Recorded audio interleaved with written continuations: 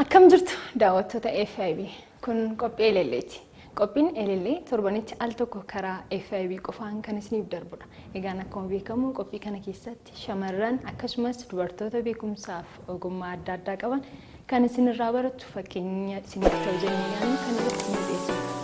Keessummaan koo elelleedha. Maaster MIHRAT KADIIR. Egaan MIHRAT KADIIR kan isheen ittiin beekamtu gosa ispoortii World Taekwondoodha. Ishee waliin turtii goonaa haga xumura qophii keenyaatti nu faana tura.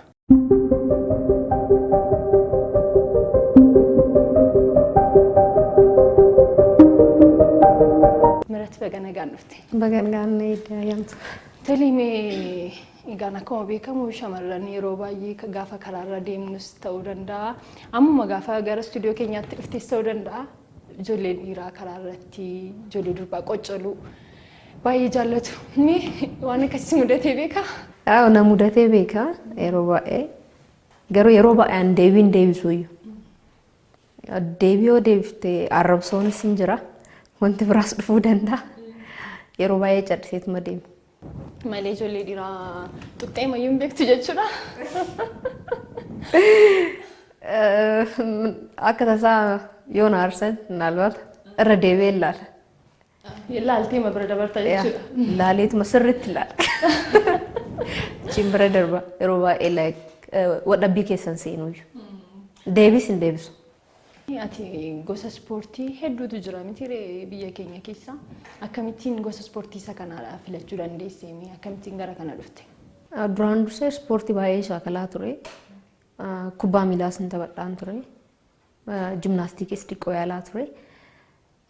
Garuu akka tasaa mucaan akka obboleessaa kiyyatti ilaalu Abbush jedhama. Inni garee ispoortii World Taekwondo Abdii Booruu jedhamutti achitti hojjetaa ture. Yeroo inni achi dhaqu ijoolleen shamarranii baay'een jiran. Ana yoo ilaalu ammoo yeroo baay'ee kubbaa taphadhaa oola. Mana sirrakkisa.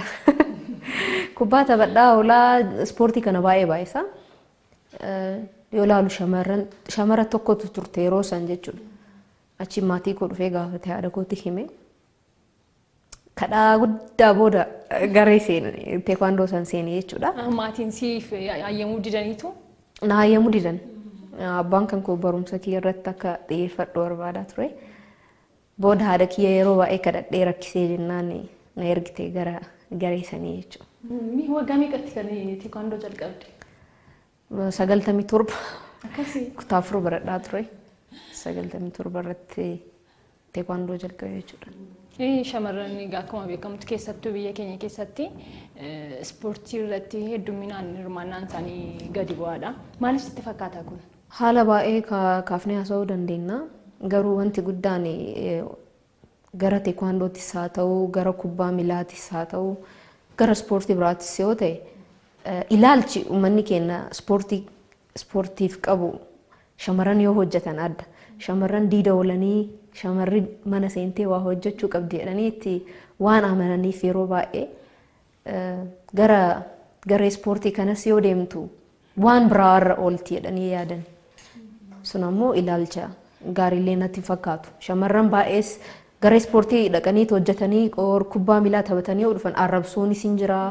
Namni akka dhiiraatis ilaalu. Saniif jecha natti fakkaata. Maatii kee keessaa kan gosa ispoortii kabira irrattis yookiin gosa ispoortii kana irratti hirmaatu jira.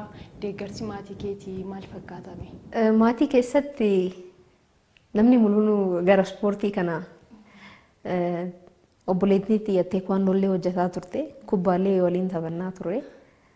Booda garuu isiin teekwaandoo dhifteetti xiyyeeffannaa isee gara kubbaa miilaa goote. Obboleeyyan kiyyas jalqabanii turan. Garuu kubbaa miilaa baay'ee jaalatanii.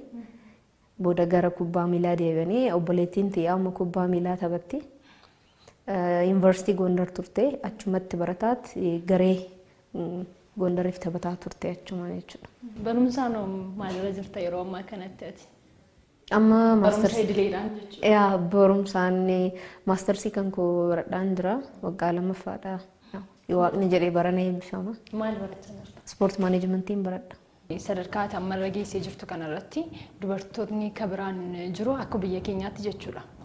Hin jiranii maybe carraa dhabuu ta'uu danda'a. Hiriyaan tiyyaas hin jirti ta'an walii hojjedhu. Garee biyyoolessaa irratti wajjin hojjenna. Maybe wanti adda godhu an gara yuunivarsiitii irratti assistant lecturer ta'ee hojjedha. Gara ispoortiitiin ijoolleen shamarran baay'ee ciccimoon hin jiran. Especially gara warra teekwaandoo kanaan kubbaa miilaanis akkasumas hin jiran. Kan keetiin baay'een jiru jechuudha. Amma si duukaa kan si waliin hojjetan? Akka biyyatti global master course kan fudhanne anaaf hiriyaan tiyyan jirti maarshat jedhamti. Anaaf isidha. Akka garee biyyoolessaatis leenjiftuu gargaartuu taanee hojjenna. So laayisensiin sunis akka biyyatti nama muraasatu qaba. Amma immoo anaaf isitu qaba shamarran keessaa. Okay, lamaan keessan qofamu. Kabiraan torbee kana keessa muudama wayii fudhatteetta jechuun odeeffadheen ture. Mee kuni maali? Garee biyyoolessaa Olompikidha. Olompik komiteedha. Olompik komitee irratti hanga amma teekwaandoodhaan kwaalifaayi goonee dhufnee booda walgahii adda addaa irratti akka leenjiftummaatti kiyyaatti jechuudha. Achitti hirmaadhaan ture. Yeroo achi ture walgahii adda addaa irratti actually hirmaadhee jira. Wanti aan achitti arge wanti guddaan tokko hin jira. Wanti sun maali? Shamarran irratti baay'ee amanu. Shamarran seenanii hojjechuu qaban jedhanii amananii. Ani maybe jara achi jiran wajjin experiencein kiyya hagan hin jedhamu. Garuu isaan ammoo hin hojjetti jedhanii amananii gara dorgommii Tokyo Japaanitti Olompikii geeffamu irratti garee teknik komitee jedhaniiti hundeessanii jiranii. Achirratti sassaabaan keenya Commissioner Dubee jiruudha. Dr. Atleet Hayilee Gabrasillaaseen itti aanaa ta'ee hojjeta. Barreessaan ammoo Gabra Egzaabeer Gabra Maariyaamidha. An itti aantuu Gabra Egzaabeer ta'ee achitti leenjiftoonni jiranii achirratti namni guguddoon ispoortiin jiranii achirratti carraa kennanii hirmaadhee jira. Asumaanuu isaan galateeffachuu barbaada. Waan baay'ee dalagaa jiranii. Akka Olompikiitti qophii kanaaf jechuudha. Qophii Tookiyoo irratti dorgommii jiruuf Olompikii kanaaf garee guddaa gareen dooktarootaas hin jira, gareen leenjiftootaas hin jira. Akka sanniin ammoo nu walitti qabneet wanta murtaa'us wanta adda addaa irratti garee kana wanta hundaa wanta mul'atu ilaallatu irratti hin hojjenna. Carraanaaf kennanis waan gaariidha, waan jajjabeeffamu asumaan galatoomaa'edha. Innis baga gammaddee jabaadha. Hojii guddaatu nu eeggata. Jabaadha jedhee abdii. Egaa ispoortiinis akkuma wantoota biraa seera ni qaba.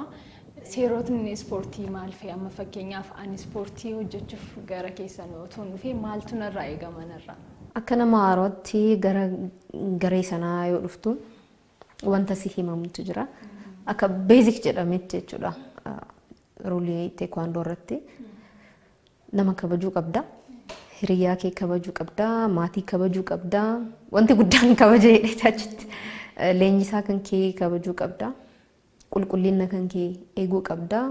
Ijoollee wajjin hojjechuu nama gargaaru akkuma dirqamaatti ilaalama kunniin jechuudha. Kana fa'i jechuudha. Kana hundumaa gootuu qaba namni tokko. Nama gargaaruu qaba. Hiriyaa wajjin hojjetu gargaaruu qaba. Namaaf ajajamuu qaba. Maadhaa isaatiifis ajajamuu qaba. Wal kabajuu jechuudha baay'inaan.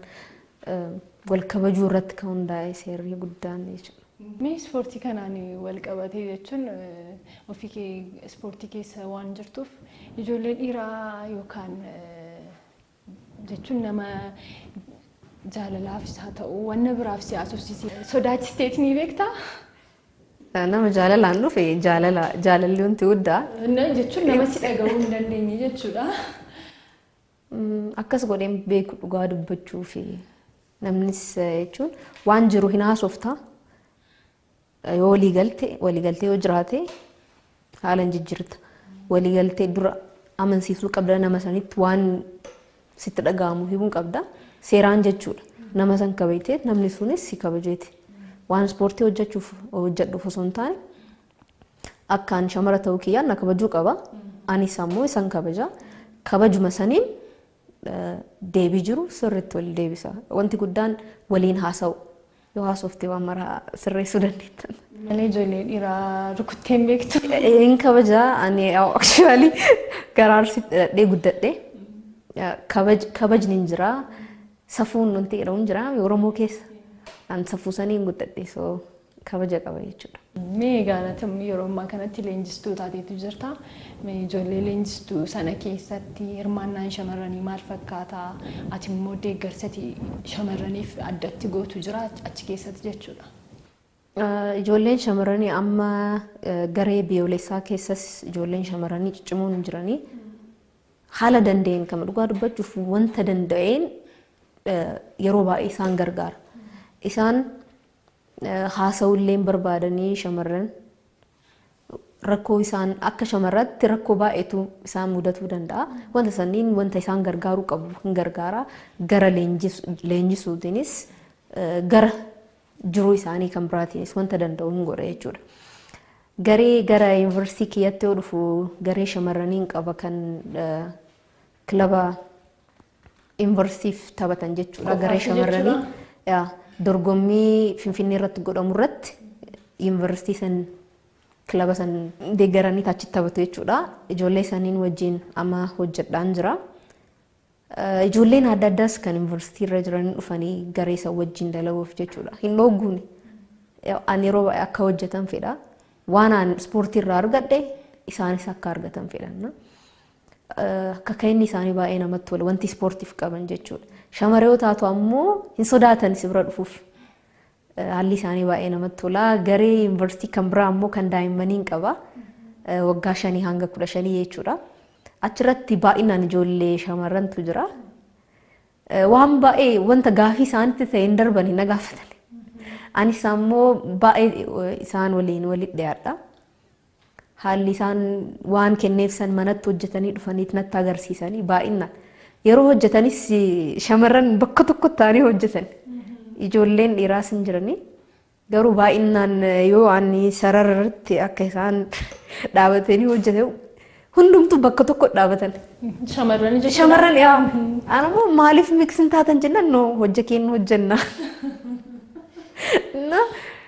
Itti rakkoon qabu jedhaan isaan as biratti nu perfect taanee waliin taanee hojjechuu barbaanna jedhanii yeroo baay'ees waan kenneef ijoollee dhiiraas ijoollee shamarran daa'immanis akkana agarsiisanii gaafadha. Isaan baay'ee waan namatti tolu hojjetanii dhufanii wal gaafatanis namni tokko yoo hojjetu namni kun ilaala walii himanii haalli isaan amma an yeroo hojjedhu waan kenneef sannaaf deebisan baay'ee namatti tola. Baay'inaan even mooraan akka isaan irratti hojjedhu kakaasanii. Akkuma addunyaatti namni ati dinqisiifattu jira gosa ispoortii kamiiniyyuu ta'uu danda'a. Namni ati dinqisiifattu ispoortii keessa namni jiru eenyudha? Nama baay'ee jechuu danda'a. Because ani gara ispoortii irratti baay'inaan gara shamarranii yoo dhufe dhugaa bu'aa bahii guddaa keessa darbaniiti kan afoo irratti dhaabatanii nu arginu jechuudha. Anammoo an akka shamarratti duuba dhaabbadhee gara kiyyaanis yoo laalu gara isaanis yoo laalu rakkoo isaan keessa darban baay'ee hin beekas. Ijoollee shamarranii saniin baay'ee kabaja kan dhugaa. Akkanaatti mee yoo jedhe nama diqqoo kan afoo irra jiran qofati himuu danda'a. Garuu karaa kanarratti shamarran baay'een bu'aa bahii guddaa arganii dhufanii jiranii isaaniif kabaja guddaa isaaniif qaba. Gara ispoortiitiin. Ispoortiin kun salphaa miti. Ispoortiin kamiyyuu jechuudha. Gara atleetiksiinis yoo dhuftee, gara teekwaandoonis, gara kubbaa miilaatiinis jechuudha. Tokko wanni ilaalchi uummanni kennuufis hin jira. Leenjiftoonnis ammoo leenjiftoonni maraa ammoo kama dhugaa isaan gargaaranis jechuun nama ulfaata. Yeroo badaa bu'aa bahii guddaa kan kennaniifis leenjiftoota. Ati akkana yoo taate kana sii godha ka'eedheeti baay'inaan kan leenjisu jechuudha. Isaan ammoo waan kana maraa darbaniiti bakka guddaa kana ga'aniiti isaan arguu kiyyaan kabaja qabaaf shamarra hundaaf jechuudha. Akkana jedhee nama fo'uu hin danda'u.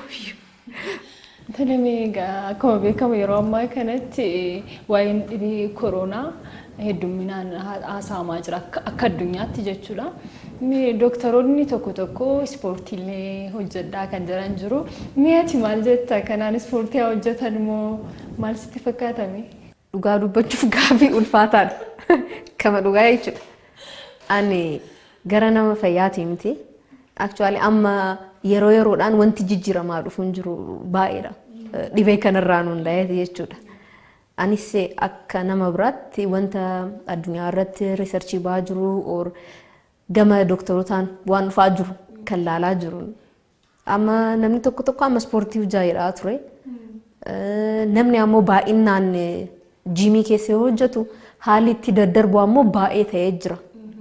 Ansanaaf amma ispoortii hojjechaa jechuun baay'ee na ulfaata. Wanti yeroo baay'ee akka ispoortiis waan baradheef jechuudha. Namni atleetiin tokko dorgomaan tokko qofaa yoo qabaate hojjetuu hin qabu. Tootaalii reest godhuu qaba mucaan sun jechuudha. Qaamni isaa dhibee san ofirraa dhooguu qaba. Garuu ispoortii yoo dalagee hin dadhaba.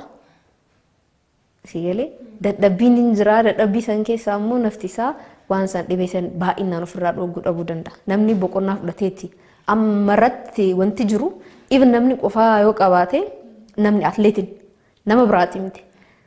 Speeshaalii atleetiin tokko boqonnaa fudhachuu qaba. Akka nama biraati miti. Gara atleetotaatti yoo dhuftu kiiloo isaanii baay'ee luuz godhanii kiiloo nafa isaanii jechuudha. So dhibee san ofirraa dhooguuf dhiqqoo chaalenjii ta'uu danda'a. So ammarratti ni eeyyamamu. Namni tokko mana taa'eet or wanta nafa isaatiif barbaachisu fudhataa dhibee san ofirraa dhooguu qaba malee dhibee san qabateetti ispoortii dhiqqoo. Inni ulfaata jechuudha. Yaa gara koronaa kanaatis an akka doktara waan hin taaneef waan hin taane uummataaf dabarsuun fedhu akkuma jedhamu waan miidiyaa adda addaa irratti jedhamu san harka dhiqachuun baay'inaan harka dhiqachuu kontaaktii sanirraa waan dhibee san kakaasurraa baay'inaan of eeguu na fakkaata. Kabajamoo daawwattoota keenya turtiin maaster MIHRAT waliin taasisaa jirru akkuma tufeetti jira ammallee nu faana tura.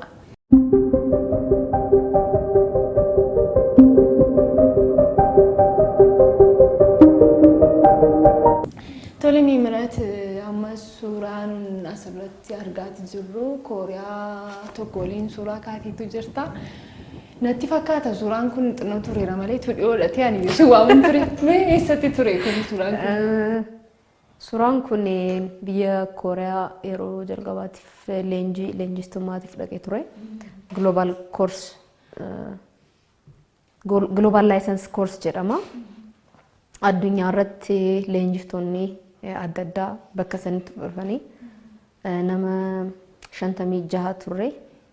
Afrikaa irraa, Eeshiyaa, Laatiin Ameerikaa akkas ture biyya gara Eeshiyaa gara 4 jechuudha.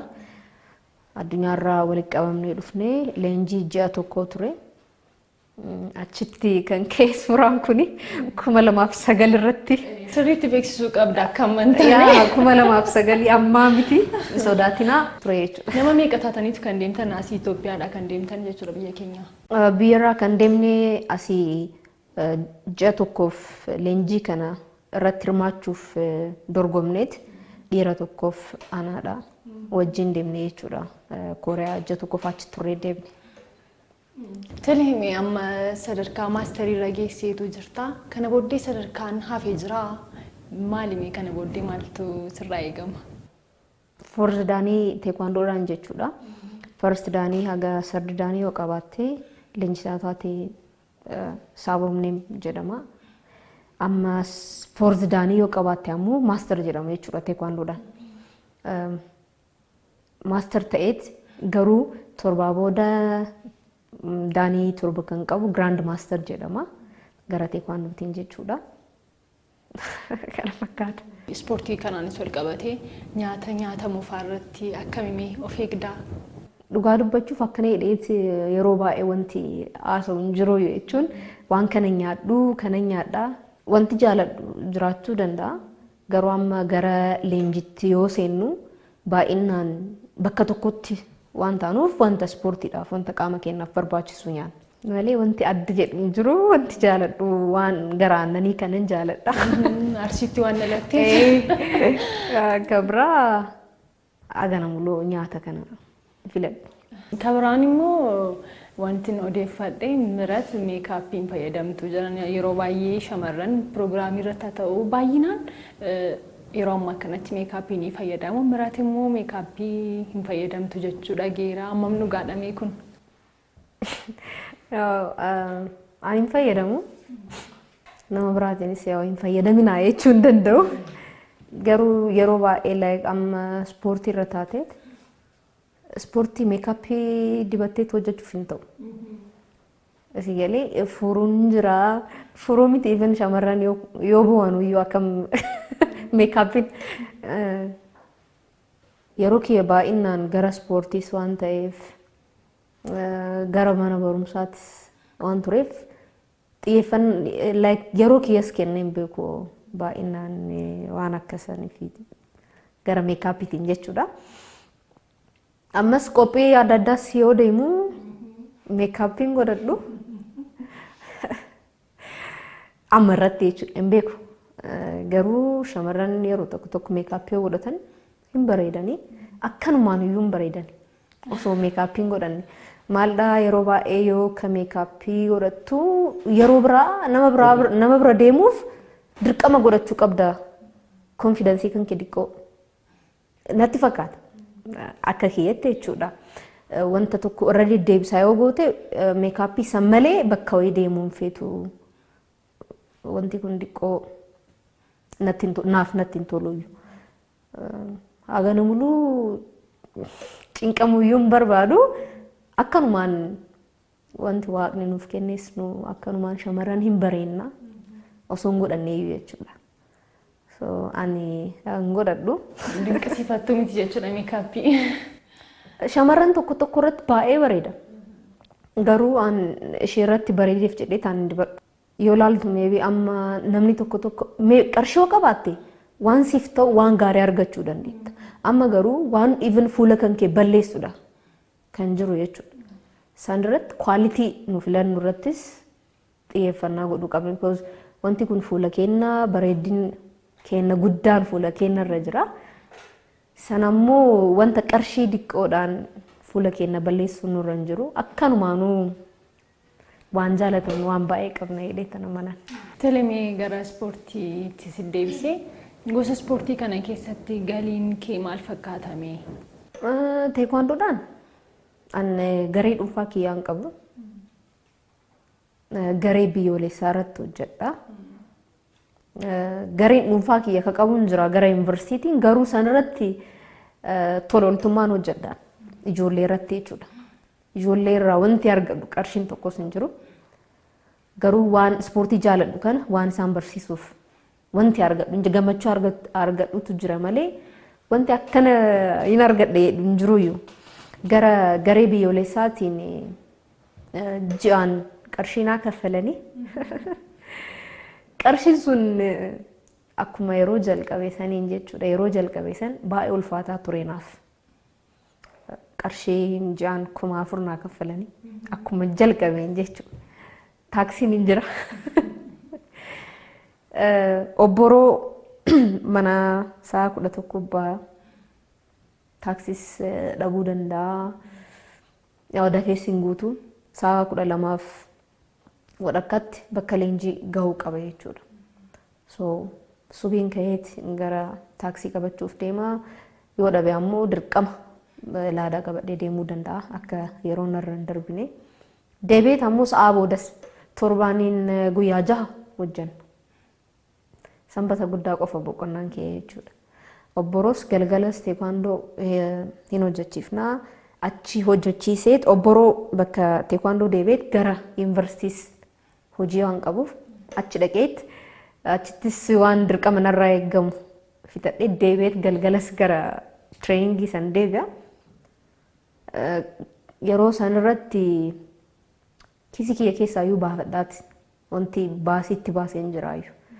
3,300 taaksiin deemteetti wanti si fayyadu wanti argattu hin jiruyyuu. Garuu ani yeroo san yeroo seenuu hin baradha jedhee seenee wanti guddaan jechuudha. itti baradhaa akka garee biyyoolessaatti ammoo biyya kiyyaaf waan tokko akka namummaa kiyyatti waan tokko wayin dalagaa jedhee amanaa ture. Saniif yeroo kiyya baay'ee achi dabarsee jira. Ammas biizinasii biraa hojjechuuf namaan ta'u haalli jiru. Teekwaandoon yeroo baay'ee sirraa fudhata. Aansanii aanseet ammoo barumsallee hin baradha. Hojiillee hin hojjechuma yuunivarsiitiitti dirqama narraa eeggamu. Sanillee hin dalagaa. Mindaan sun haga nama maraa miti dhugaa dubbachuuf. Garuu ispoortii irratti ammoo ana qofaa miti. Namni baay'een ispoortii irratti wanti teekwaandoo irratti galii akkana jedhamu namni argatu hin jiru. Ispoortii san ka dalagtuuf wama jaalattuuf. Ani obboleettiin tiyyaas waan dalagtuuf waan beekuuf. Even yeroo baay'ee siillee bakka waan biraas yaalii jedhaan. Because wanti argattu hin jiru. Wanti shamarraniif gara ispoortiitiin kennamu baay'ee gadaanaadha. Anis qarshii akkana jedhamu hin argadhu. Garuu yeroo kiyya baay'ee wanti na gammachiisu ispoortii san irratti nama yoo hojjechiisu ijoollee shamarranii hojjechiisu gammachuu guddatu na dhaga'ama. Wanti qarshiin argachuu hin dandeenye jechuudha. Qarshiin kiyya kataa jiru amma garee biyyoolessaa irratti hojjechuu ufafuuf ammoo waan baay'ee ofii kiyyaaf sirreessu. Akkuma biyyaalessaatti hojii isin amma hojjechaa jirtan maalidha? Gara fuulduraatti maal yaadaa jirtu? Keessumattuu shamarran irratti maal yaadaa jirtu? Hojii isin amma hojjechaa jirtan maali? Anamma gara teekwaandootiin garuma yuunivarsiitii kiyyatti garee shamarranillee leenjisaa. Daa'imman illee tolooltummaan isaanillee leenjisaa. Achirratti shamarran baay'een hin jiranii. Sanaan ammoo dipaartimentii keenya wajjin pilaanii qabna shamarran irratti hojjechuuf. Anis waan isaan irratti hojjechuu barbaaduuf barattoota yuunivarsiitii jiraniif shamarran baay'ee gara ispoortii hojjechuu kanatti akka dhufaniif waan isaan irratti amma yeroo baay'ee waan yeroon arganne garee biyyoolessaa irratti amma xiyyeeffadhee jira. Dorgommii olompikii Tookiyoodhaaf qophiinis waan jiruuf kun ammoo itti gaafatamummaa guddaadha akka biyyatti jechuudha. So amma baay'inaan xiyyeeffannaan kiyya garasii garuu shamarran irratti ammoo wanti yaade baay'eetu jira. Shamarran gargaaruu irratti jechuudha. Innis tolooltummaan yuunivarsiitii dipaartimentii keenya. Maatiin kee yeroo ammaa kanatti hojii kee kanatti gammadoodha? Abbaan kee baay'ee amma akka duraati miti. Baay'ee amma na gargaaranii haala jiruun jechuudha. Obboleewwan kiyyas sana haala ammoo baay'inaan gara ispoortii kanaayyuu akka irratti hirmaadheet akka garee biyyoolessaattis akka barumsaanillee gara ispoortii kana akka baradhu jechuudha. Baay'ee kana gargaaraa ture leenjisaa kiyya Abdiisaa Adam jedhama. Wanta jechuun anamma as gahuu kiyyaaf namni baay'een wanta baay'ee naaf godhee jira jechuudha. Bu'aa bahii guddaa qaba teekwaandoon kun. Shamaras yoo taatu bu'aa bahii guddaa qaba kama dhugaa dubbachuuf jechuudha. San irratti nama baay'eetu na gargaaree jira bakka kana gahuuf jechuudha. So asumaan isaaniiyyuu galateeffachuun barbaada. Maatiin kees baay'ee na gargaara ammarratti. Mee bu'aa bahii hedduudha eegaan kanatti dabarteen sadarkaa kana irra geesse. Kana keessatti mee mudannoon ati hedduu itti gaddite yookaan wanti baay'ee si gaddisiise akkasumas wanti immoo haga har'aatti yookaan si kofalchiisaa hafe yookaan si dinqisiisu jira mee?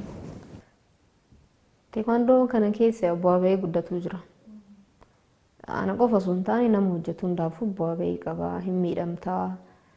Dhiisuu dandeettaa haala adda addaatiin jechuudha. Anamma garuu amma haga gara leenjiftummaa kanatti gara biyyoolessaa kanatti haga dhufe barumsas baradhaa jira. Baay'ee ulfaataa ture naaf. Even haga ammaatu qophii olompikiidhaaf darbuu fi irratti gara leenjiftummaadhaan hojjedhaan ture. Yeroo san irratti yeroo kiyya baay'ee jechuun hin danda'ama. Gara qophii kanarratti xiyyeeffadheen ture dhiqoo gara barumsa kiyyallee miidhee jira jedhee amanaan. Wanta lamaa qabatteetti niin ulfaata. Namnis sin hubatu. Shamara taateef qofa bakka ati kana geetteeyyuu gufuu namni sitti ta'u baay'eetu karaarra dhaabatee si eega. Gufuu samaraa immoo bira darbuu qabda. Yeroo tokko yoo bira darbe yaaduyyuu hin barbaadu waan san jechuudha. Ufafoofi akka gufuun baay'een na eeggatuun beeka. Shamarroota chaalenjii baay'eetu jira. Gara ispoortiitiinis gara jiruutiinis jechuudha. Ana immoo gara duubaan deebi'uyyuu amma karaarra ba'eera. So waan baay'eetu na eega. I think chaalenjii sanniin darbaa jira. Shamarran biroos chaalenjii akkana an keessa darbaaru keessa akka kana caalu keessa darbuu danda'ani. Isaanis abdii akkan kutanne anis waan abdiin kutanneef jechuudha. Jaalalaaf ispoortiin maal fakkaata si bukkeetti? Maalirra jirtami yeroo ammaa kanatti? Amma barcumaarra jira. Amma irratti baay'ee wanti xiyyeeffadhaa jiru ofii kiyya irratti hojjechuudha. Dirqama baay'eetu narra jira akka maatiittis jechuudha. Obboleewwan kiyyaafis obboleettii kiyyaafis jechuudha. So wanti baay'een an isaan irratti xiyyeeffadhaa jira. Sanaan ammoo barumsa kiyyarra teekwaandoo. Ati qara maal jetti namni sodaata nama baay'eetu akkas naan jedha. Nama baay'eetu akkas naan jedha. Eentu si dhiyaata naan jedhanii. Garuu akkasiin baay'ee natti hin ulfaatu nama wajjin haasa'uun nama waliin jechuudha. Nama walitti dhiyaachuun. Ispoortii kana keessa wanti guddaan hawaasa wajjin baay'ee walii galta nama wajjin jechuudha. Ni sodaatanii garuu an ammoo Oromoon safuu beekame duraanuu siin jedheera. An ammoo gara Arsii keessa safuun intalli Arsii safuu beekteedha. Gara an Oromoo keessa guddadhee Oromiyaa keessa dhaladhee guddadhee akka aadaa kiyyaa saniitti ilaala. Dhiirri akka dhiirummaa isaatti akka abbaa warraa ta'e hin kabajama. Anis kabaja qaba, anis kabaja qaba. Yoo kabajuu baate garuu itti aadaan hin jiraa gara teekwaandootiin miti gara aadaatiin. So ani waan safuu beekuuf ispoortiin kan biraati gara manaa yoo dhuftu gara jaalalaas yoo dhuftu ispoortiin kan biraati jiruun kan kee kabraa immoo kabiraati. So wanti isaan lamaan wal bira fidu hin jiru. Filannoon kee garuu gamuma nama ispoortii keessa jiru moo nama kamiin yoo ta'u jaalala wayyaadha?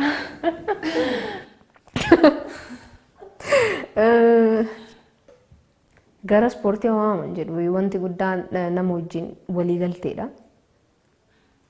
Dura yaadaan walii galuu qabda. Ispoortii hojjetee fi ispoortii hojjechuu dhabee fi miti. Yaadaan walii galuu qabda akka jiraattu namaan yoo walii galte. Jaalalli ammoo hin jira. Jaalala irratti walii galteen barbaachisa. Akkana nama akkanaati nama akkanaati. Akkuma walii galaatti shamarraniif amsiyaati qabdu yookaan ofii keerraan kaastee waan isaaniif fakkeenya ta'aa jettee yaaddu yoo jiraate. Shamarran dhugaa dubbachuuf waan baay'ee dalaguu hin danda'an. Yaa atis waan baay'ee waan shamarranii waan na gaafatteef hin dandeenyu jedhanii wanti gara duubaa deebi'aniif hin jiru. Waan hojjechuu isaan irra jiru. Waan kan hojjechuu fedha yoo jedhan hojjechuu hin danda'an. Sodaataniit wanti gara duubaa hafaniif hin jiru. So waan itti amantan sanitti yoo dalaguu qabaattan dalaguu qabdanii wanti guddaan barumsa isaanis. Ispoortiinis amma hojja isaa wanti fidu hin jiru. Waan barumsa kiyyaanis deeggaree fi garee biyyoolessaa kanas kan dhufe. Haala amma jiru irra kan jiru jechuudha. Kana haala ammoo anis kana caalaa barachuuf kana caalaa waan baay'ee dalaguuf deemaa jira. Isaan illee ispoortii qofaa miti kan yaaduu qaban. Ispoortiin barumsa barbaada, barumsa guddaa barbaada. Barumsa isaanii irratti ispoortiin hojjechaa jechuudha. So jabaadhaa. Abdiin kutatiin namaafu waan barbaadan ta'uu hin dandeettanii jechuun barbaada. Qophii koo gara xumuraatti fidaan jira. Maybe wanta nuti sin gaafatin darbee ati immoo waan haasa'uu barbaaddu yoo jiraate carraan si kenname. Akkuma walii galaatti ergaas ta'uu danda'a, dhaamsas ta'uu danda'a. Yoo qabaatte carraa si kenneera. Galatoomii carraa naaf kennite. Duraan dursee nama baay'ee galateeffachuun barbaada. Maqaa isaanii waamuu dhabuu danda'a. garuu gara gama ispoortiitiinis gara barumsaatiinis jechuudha. Bakka amma irra jiru irratti akka jiraadhu nama na gargaare hundaa baay'ee galatoomfachuun barbaada. Jiru keessa bu'aa ba'iin jira, bu'aa ba'ii san keessa namoota na waliin turan maraa galateeffachuu barbaada. Hiriyoota kiyya jechuudha kan waliin baradhees kan mana waliin jiranis maatii kiyyas baay'ee galatoomfadha. Gara ispoortiitiin leenjisaa kiyyas baay'een galatoomfachuun barbaada. Abdiisaa Adam jechuudha. Gara barumsaatiinis gara ispoortiitiinis waan baay'ee waan na gargaaraa tureef jechuudha jiru kiyya keessatti. Gara maatiitiin illee abbaa kiyyas baay'ee galatoomfadha. Because guyyaa yeroo hundaa waan itti amane akka godhu waan carraa naa kenneef jechuudha. Baay'ee isa galateeffadha.